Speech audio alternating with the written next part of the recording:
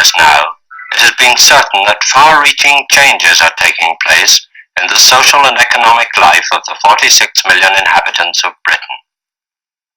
42 million of these people live in towns, varying from the size of Glasgow and London to small towns with populations of only a few thousand.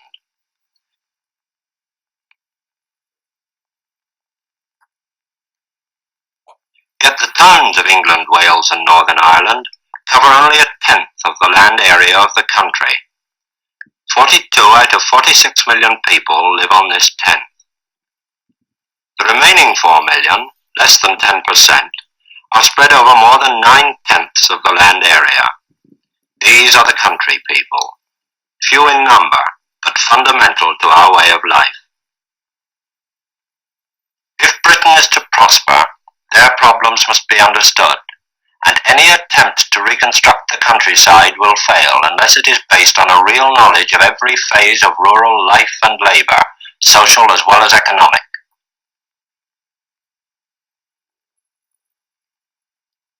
Outside the big towns and congested industrial areas, the population is scattered in market towns throughout the countryside.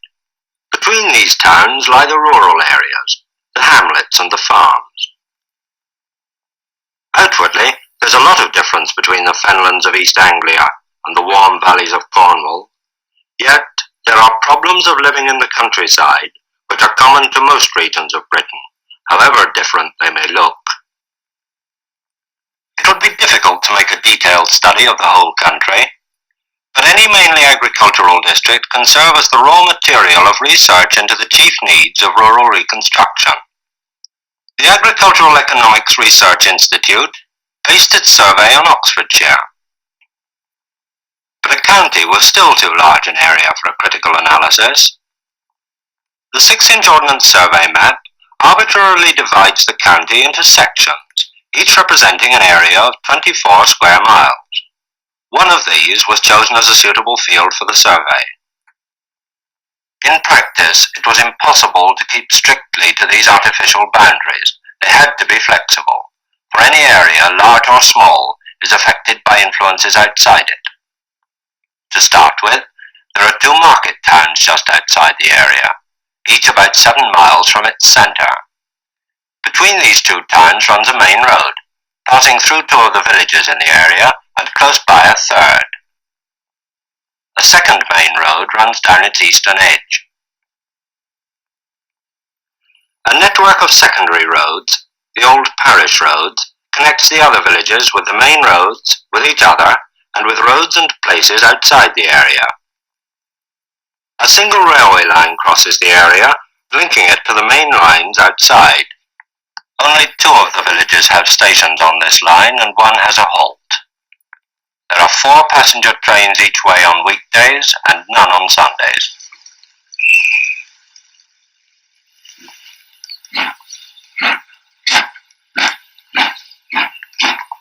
To take them to the market centres and to the mainline railway stations, villagers in the area rely very largely on bus services. These vary from 3 buses each way twice a week for some villages, to more frequent daily services in the larger and better placed ones. Most of the buses come from outside the area and are often full before they reach it.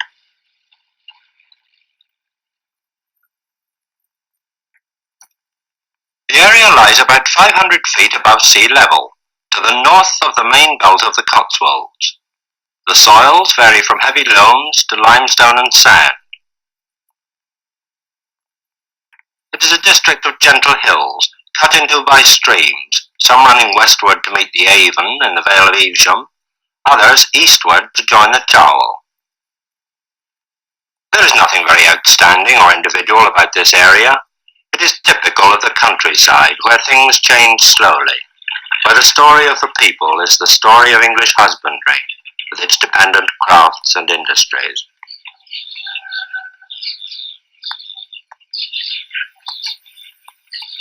During the past 2 generations, rural populations all over the country have been steadily declining. In this area, in 1881, there were something like 8,500 people. Their numbers had dwindled by 1931 to just over 6,000. decrease of 26%. Today, probably, there are fewer people living and working in the area than at any time within the past 100 years. Agriculture is still, of course, the main industry, and nearly 9/10 of the land is devoted to farming.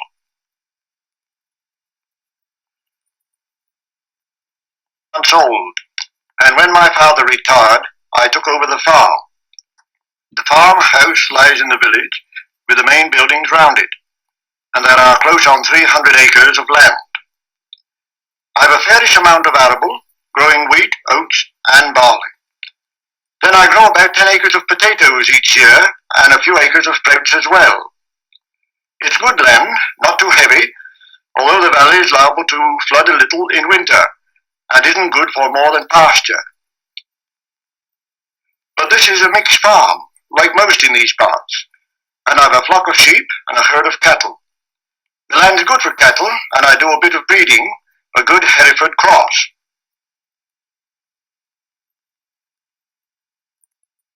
My son George helps me with the work, and I have 3 other men as well. We used to keep 6 horses to work the farm, but now 2 tractors do it, and we keep 1 horse and pony for our jobs. This farm is typical of those in the area, although it is one of the larger ones. Inside the 24 square miles of the Ordnance Survey map, there are 123 farms. They're mostly small, averaging just over 100 acres. Only 6 of them are larger than 300 acres.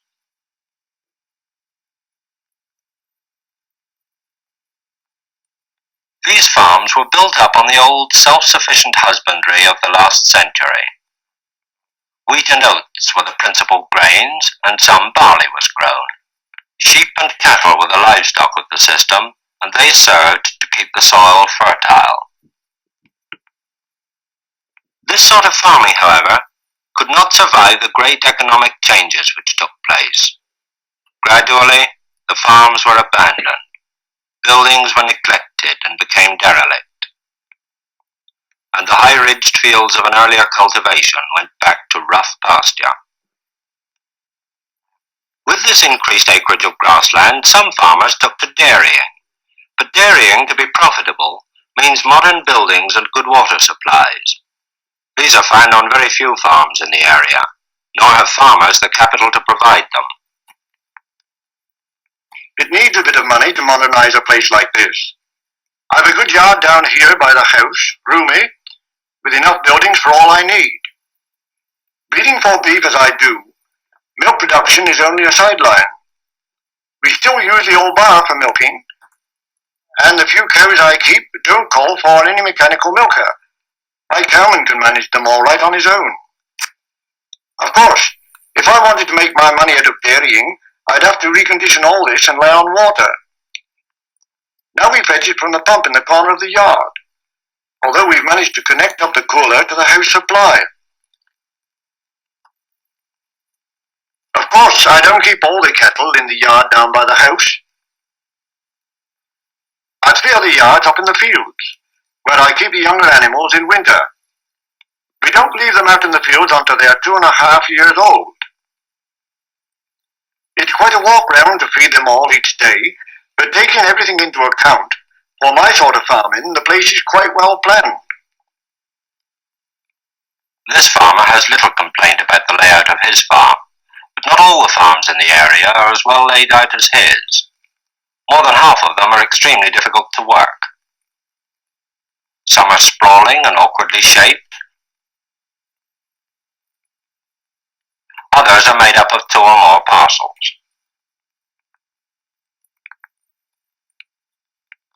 Many have fields that are difficult to work because they are far up in one corner or because the railway cuts them off. Often the buildings are badly placed, a long way from the road, at the end of a rough track. In 3 out of 5 farms they're at one end, or in a nearby village. The layout of farms is considerably influenced by the ownership of the land. For these 24 square miles, there are no less than 112 individual ownerships. Here, their number is shown proportionately to the whole area of 15,000 acres, but in fact, their properties vary in size from 1 to a little over 1,000 acres. Only 40 of them are owner farmers. Because the farms are small, awkward to work and badly served with water, the efficient development of agriculture in the area has been handicapped. Although it is the largest single occupation, it accounts for less than a third of the working population. The only other industry of any account is ironstone mining. In the southwestern corner of the area, digging has been carried on for the past 50 years with varying success. Ironstone workers earn about twice as much as the local farm workers, but their employment is more precarious. The number employed has varied from only 20 men on part-time in periods of depression to a maximum of 80. Local stone is used for road making and for building, and 2 small quarries are being worked on the western edge of the area. There is a small brewery in one of the 3 larger villages, supplying local public houses. In normal times, about 20 men are employed, but if the present demand is maintained, the brewery could employ another 10 men and make half as much beer again.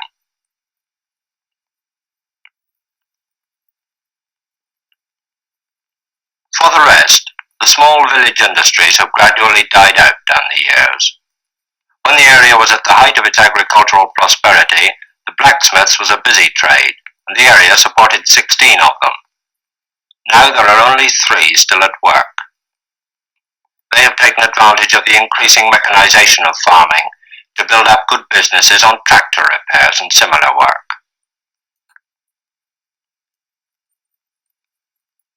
In one village, a saddler is still at work. He's had to adapt his work to changes too, and as well as doing harness making and repairs, he's also the village cobbler. There is one wheelwright in the area. Formerly, his main work was making farm carts and wagons. Now these are factory made, and he's left little but repair work.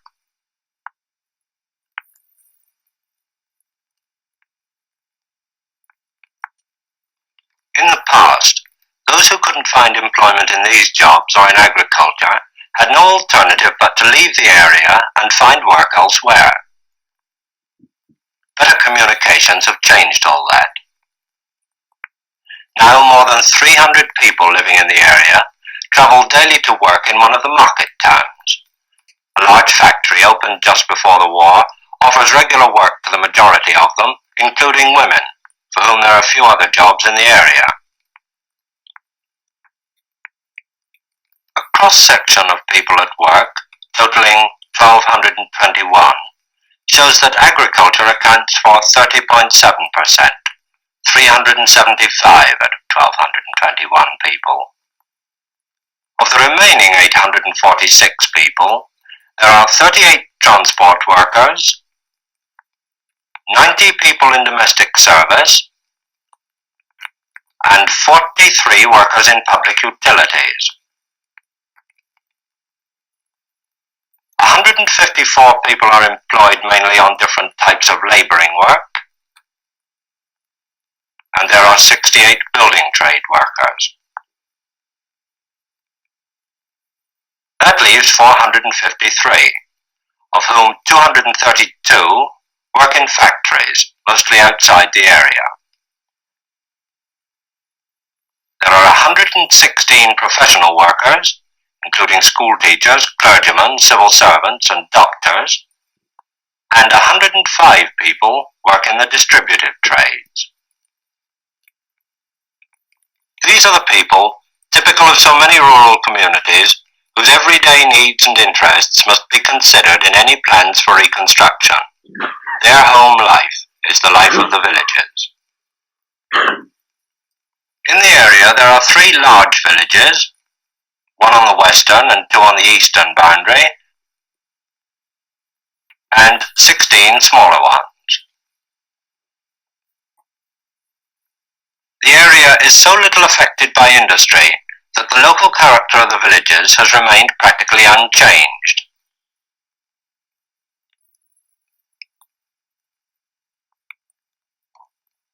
The homes of the farm workers are there, and about half the farmhouses and buildings too. Most of the people live in the old cottages so typical of the county. They belong mostly to the 16th and 17th centuries and are built solidly of the local stone. Doors and windows are finished with the traditional dripstones, and the windows are stone mullioned. None of the local stone will split to give stone tiles, so much of the roofing is thatch. Thatching is another of the old trades that are dying out in the district, and although they are so common, thatched roofs are very difficult to get repaired. In plan, these old cottages are very simple. The street door opens straight into the front room. This is my sitting room.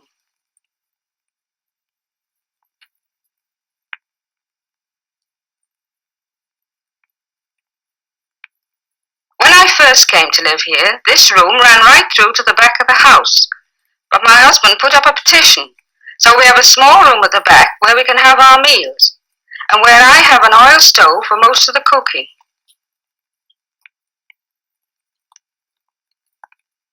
This room leads into the scullery, where there's an open range. I do some of the cooking on this and use it for heating water for washing and for the copper.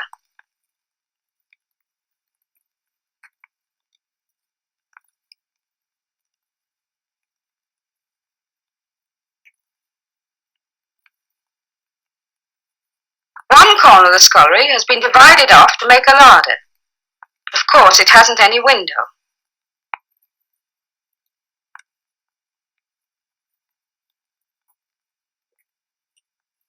In the far corner of the scullery, there's a door leading to the stairs. They go straight up into one of the bedrooms.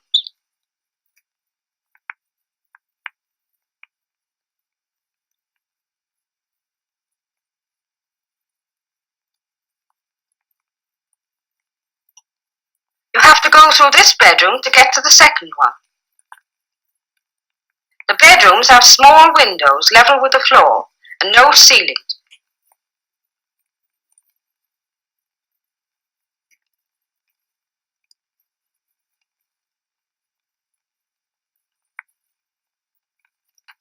They're open right up to the timbers of the roof, and it's no end of a job trying to keep the place clean.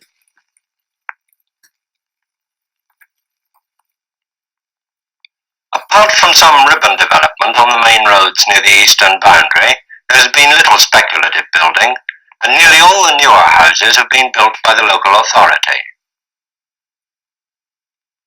Local authorities have had powers to build houses since 1890, but practically nothing was done in the area before 1919, when houses like this were built under the encouragement of the Addison Act.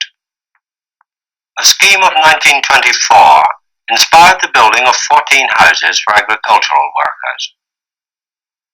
Under the Housing Act of 1936, a slum clearance program was carried out in one of the large villages, where 48 new houses were built as a self-contained unit. In 1943, one or two pairs of agricultural workers' cottages were built in 3 of the villages. These houses, raw as most new houses must be, stand out on the bare site, with no setting, no background, their gardens mere pieces of land fenced off from the fields. Nonetheless, from the point of view of interior planning, they are an improvement.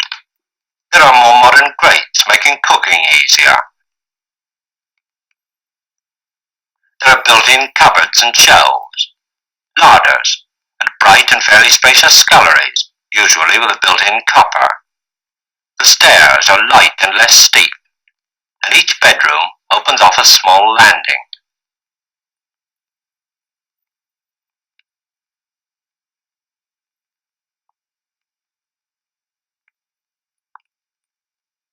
Since 1919, over 150 new houses have been built by the local authority.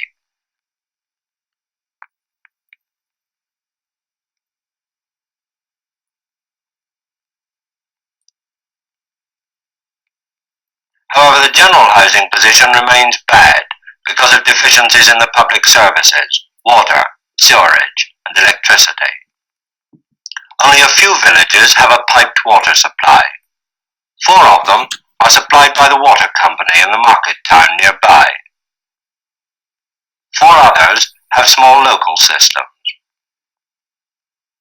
In most cases, having a piped water supply means nothing more than stand pipes set up here and there, from which water has to be carried to the houses. In the villages without supplies, water for all domestic purposes is fetched from springs, from wells, and in a few cases from streams.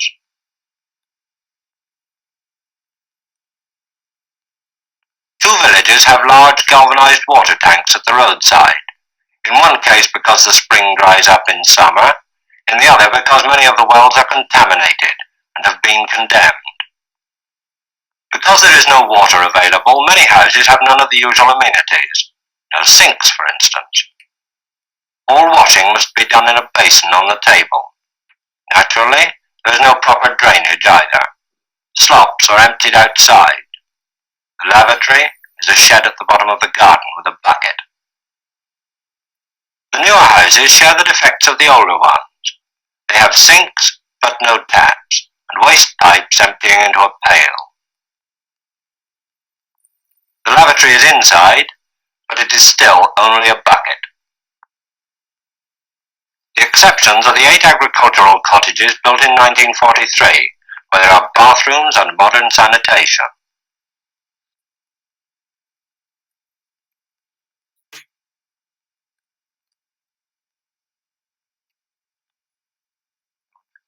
The supply of electricity to the area is reasonably good.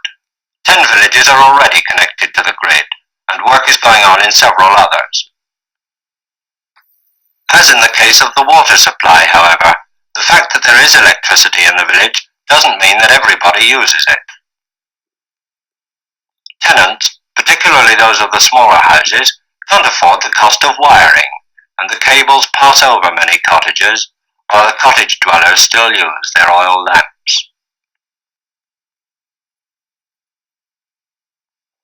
Despite his rights to equal treatment as a citizen and taxpayer, the countryman has to forego many of the comforts and even decencies of life enjoyed by the town dweller. The reasons for this may well be looked for in local government and local finance.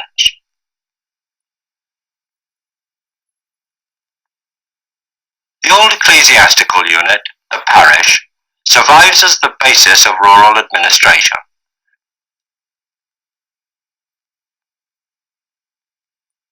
There are in the area 10 parishes and parts of 9 others.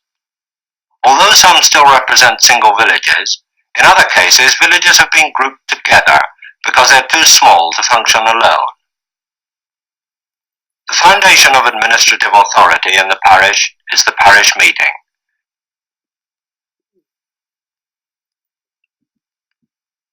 This is a meeting of the local government electors of that parish. By statute, it should meet twice annually at least, but in several of the villages no proper parish meeting has been held for years.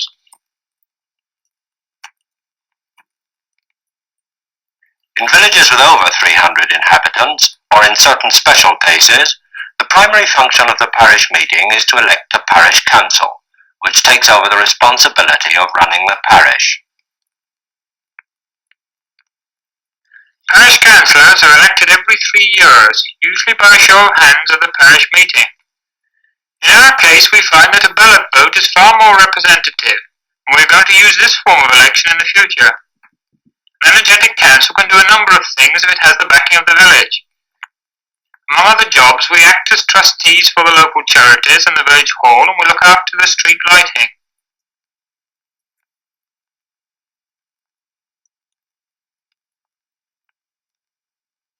We have our own burial ground because the churchyard is closed, and we have 2 fields of allotments, which we let to members of the parish. Then we keep an eye on local footpaths and the rights of way. On my council, 3 of us are farmers.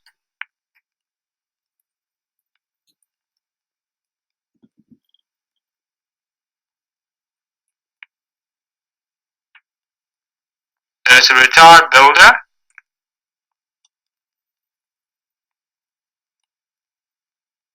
the manager of the ironstone works, and a retired naval chief petty officer. There is also the manager of the brewery and the head teacher from the school. The chairman is a retired station master, and our clerk has worked with the council for over 50 years. Parishes are grouped in convenient numbers and areas to form rural districts. The parishes in the area form part of a rural district with a council meeting in the market town.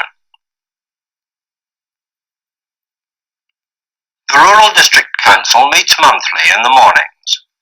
Councillors tend therefore to be people whose time is their own and who can afford to travel to the meetings, as they receive no expenses.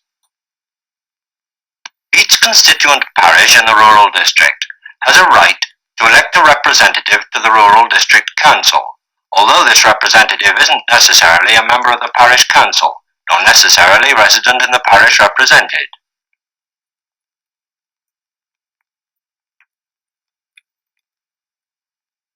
The life of a rural community cannot be assessed fully unless the leisure hours of its people are taken into account. There is no commercial entertainment in the survey area, no cinemas or theatres to which people can go. Social life is represented by different groups of people coming together out of common interest. Whatever else there may be, it is generally agreed that the pub is the chief centre of social activity in every village. Here people meet together to drink a little beer, to gossip and to play games.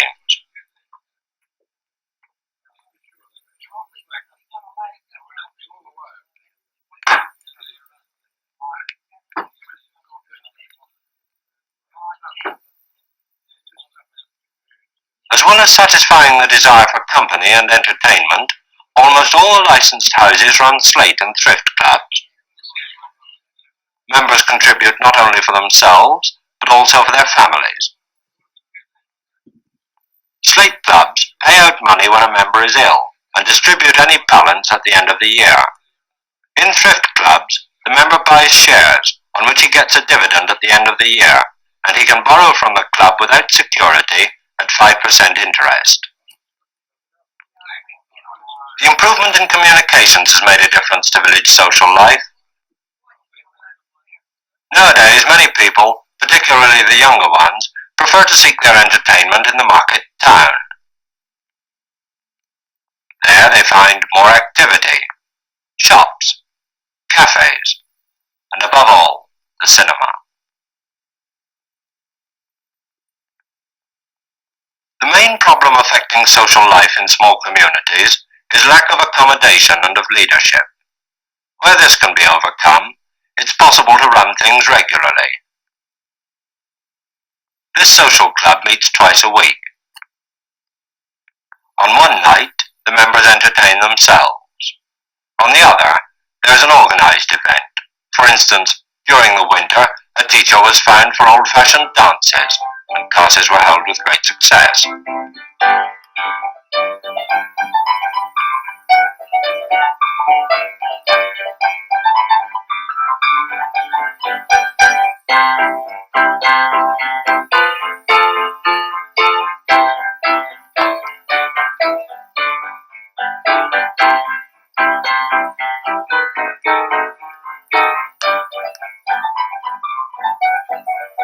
In most villages, whist drives are held regularly.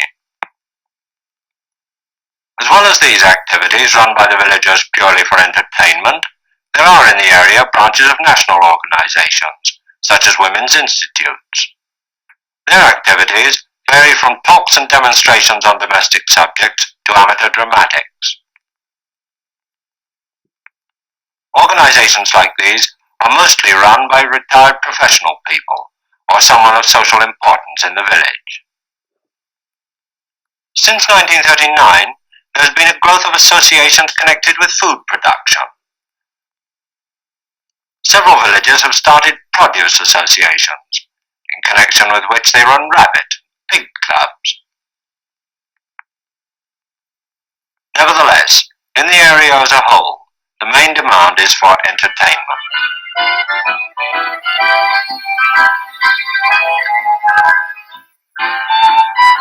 To a certain extent, the way people use their spare time depends on the sort of interests their schooling has given them.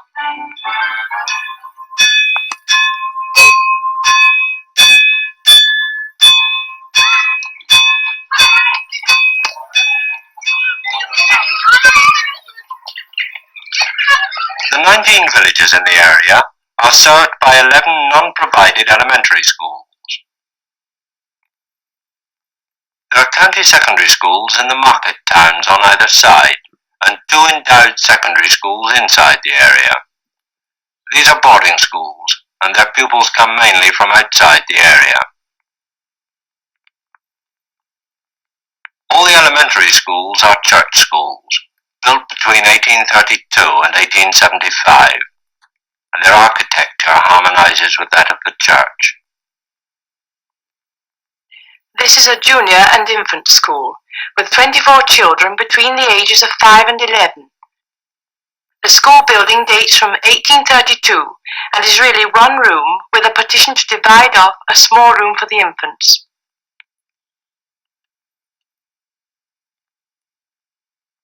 The higher grades, girls and boys aged from 7 to 11, have their classes in the larger room.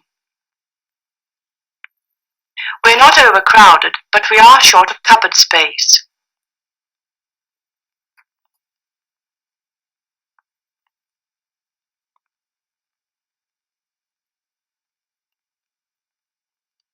Throughout the school, I try to give them a thorough grounding in reading, writing and arithmetic. The syllabus also includes English, handwork, art, music, scripture and PT. The older ones learn history and geography as well. Of course, it's difficult to teach every subject efficiently to children of such varying ages.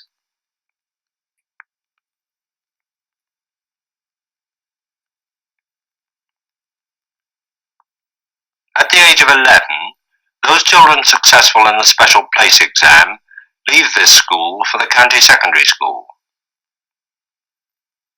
Here they find very different surroundings, and there are larger groups of children of their own age and the same intelligence level. There are fully qualified teachers for each subject, and a building equipped for all the things they want to do. Above all, the child has an opportunity to express itself. But this education is in no way related to the rural background from which the child has come. The secondary school children may go on from school to successful business and professional careers, but they are likely to find little chance of using their training in their own district. On the other hand, those children who finish their schooling at one of the senior schools inside the area get a more limited education. Without the benefit of fresh surroundings and more varied lessons, the last few years at school become restless years, to be endured until the child is released rather than constructive years preparing for adult life.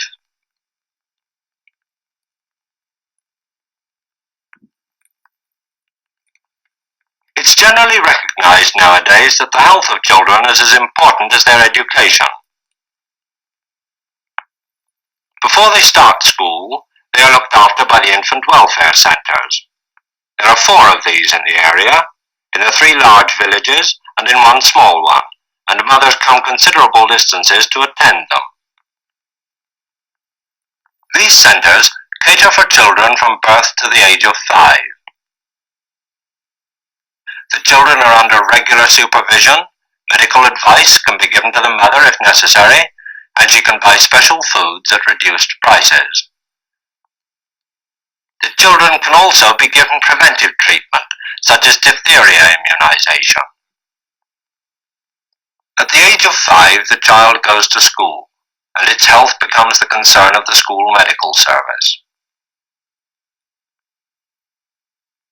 The school doctor's job is made more difficult because he has no proper room for his examinations. In general, the conditions in the schools make the teaching of normal hygiene and good habits difficult. Cloakrooms are either non-existent or at best cramped and inconvenient. There's nowhere to dry wet clothes. In all schools, water has to be carried to the hand basins and is cold.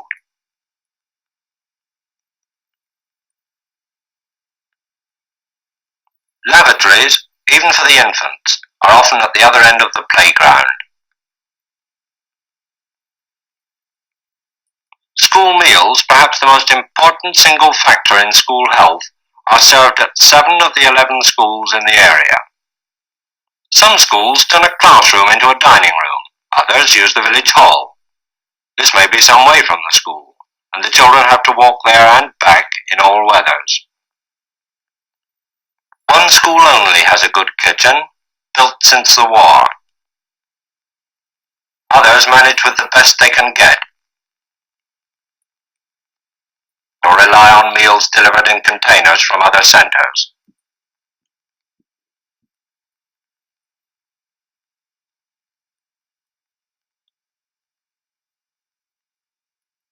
When the boys and girls in the area leave school, their education stops.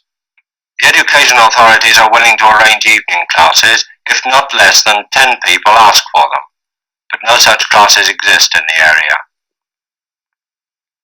It's true that in one village, the Workers' Education Association runs a regular evening class, but officially these classes are not open to children of school leaving age. They are designed for those over 18. The principal youth activities in the area, as elsewhere, are those run by the Scout and Guide movements. Their success depends mainly on the people who from time to time run them. At present, only one of the 10 smaller villages has any such organisation.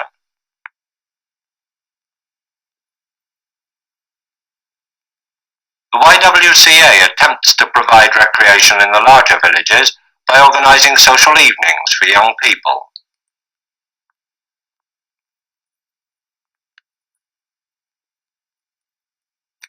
Since the war, the pre-service training units have had enthusiastic support.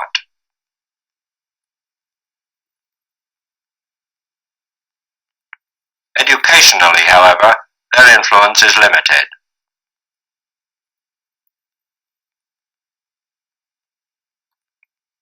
There are also the Young Farmers Clubs.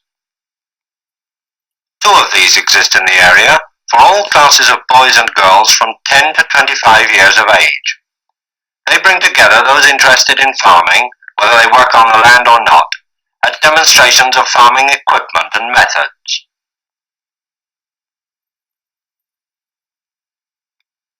They organise competitions among members and generally encourage an interest in all branches of farming.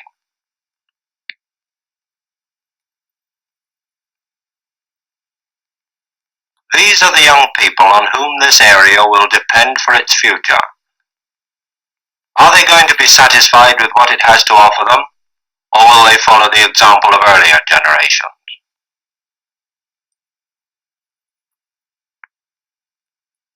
This survey has attempted to show some of the conditions under which the countryman lives and works today in one small district. It provides an indication of the problems affecting life in the country in every part of Britain, problems which must be faced and solved in order to maintain a sound rural economy.